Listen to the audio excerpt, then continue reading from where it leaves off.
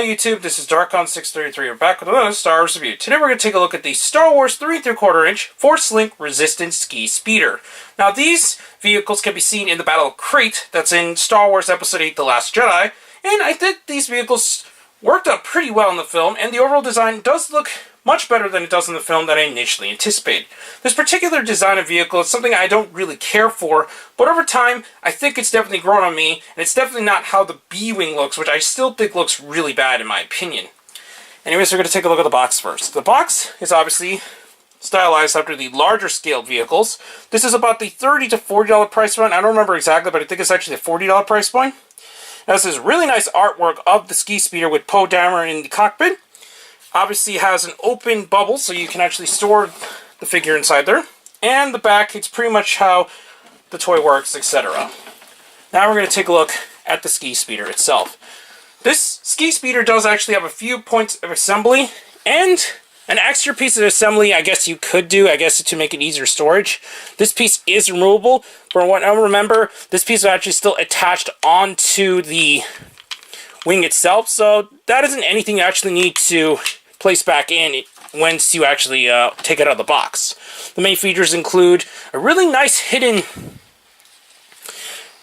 missile firing feature. Basically, there is a trigger at the bottom here, and this entire stem piece actually is featured in the film, so it's nice to actually hit it within something there.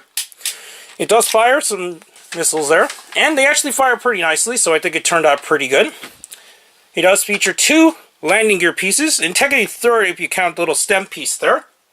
And that's about it in terms of just the main features on that. It does include some battle damage features, however. When you actually press this button, this will actually launch off the wing piece here. So here we go. So that's cool that it actually has that particular gimmick, since a lot of the older vehicles actually had this particular gimmick, so it's cool that they actually incorporated it with the newer vehicle. You also have the ability to remove this little panel piece so that you can actually see the inner workings of the vehicle, just to show out more battle damage as well. So that's nice, it actually has that. Now we're going to take a look at the Poe Dameron figure.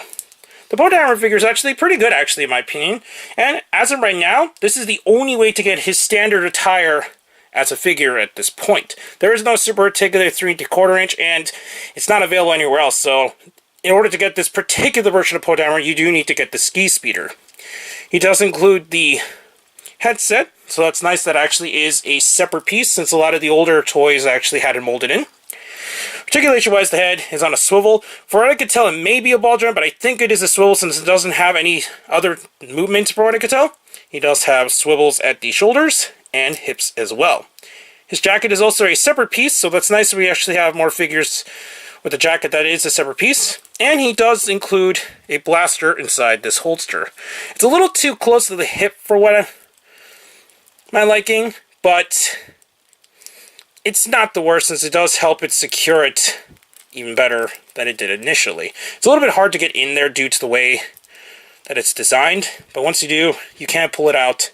And luckily the blaster does fit in nicely in his hand with no problems of it actually falling out, since he does have a really nice grip on the weapon itself. So you do have that going for it. It's probably best to keep it in the holster though, in order to not lose it though. Unfortunately, because of the way that this blaster holster is designed and the way that it is placed on his hip, when you actually put him in sitting position, his cloak, well, jacket should I say, actually kind of bends outwards, so it may cause some warpage issues over time, but at least you have the ability to actually store it in there. We're actually going to reassemble this and take a look at some of the Force Link sounds this vehicle has.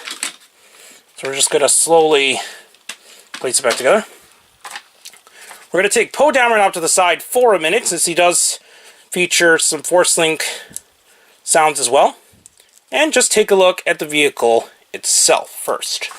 So we're going to quickly take a look with the Force Link gauntlet. And take a look at the sounds of the vehicle. Let's turn it on first. Now, here we go.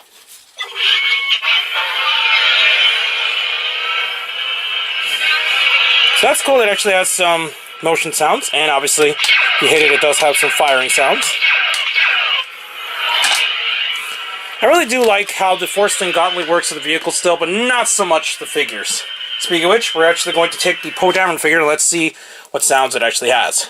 So, we're going to quickly take off the gauntlets, as will make it a lot easier to actually activate the sounds for Poe Dameron. Now we have a chance.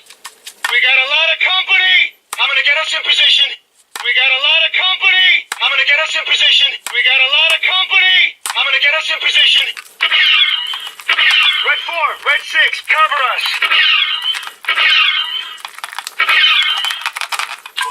Now we have a chance. I think that's about the sounds that you get with this particular device with the Poe Dameron figure.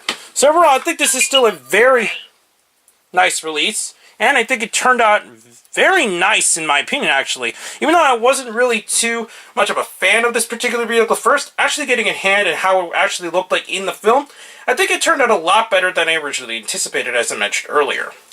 So your best bet is to probably wait until this goes on sale, because it is about the $40 price, but it's a lot pricier than I think I would have actually paid for, since I actually bought this on Amazon for around $17, and it's definitely worth it at that price point. Nothing higher, since the vehicle itself doesn't do a whole lot, even with the sounds of the gauntlets, since you do need to actually buy a secondary peripheral. Anyways, please comment, rate, and subscribe, and check out Hero Club and Hero Taku. Also check out Twitter, Darkon633, and don't forget to check down the other channels down below. Please check the little bell at the bottom of the screen in order to see my content go up as soon as possible. And I'll be back with more Star Wars reviews, but for now, I'll be seeing you later, YouTube.